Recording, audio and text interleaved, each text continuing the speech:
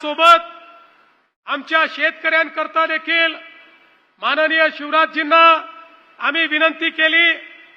विशेषतः आमचा कांद्याचा शेतकरी प्रचंड अडचणीत आहे।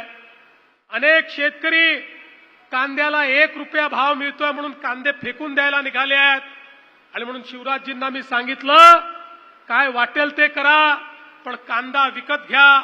कांदा नाशिवंत आहे, कांदा याचं शेल्फ लाईफ खूप जास्त नाहीये, त्यामुळे त्याची खरेदी करून साठवणूक करून पुन्हा तो मार्केटमध्ये आणायचा, या सगळ्या गोष्टी अडचणीच्या असतात।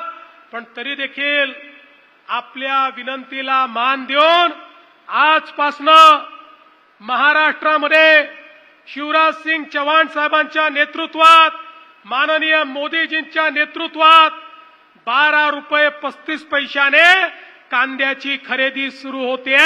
माझ्या कांदा उत्पादक शेतकऱ्याला देखील एक मोठा दिलासा या माध्यमातून या ठिकाणी प्राप्त होणार आहे।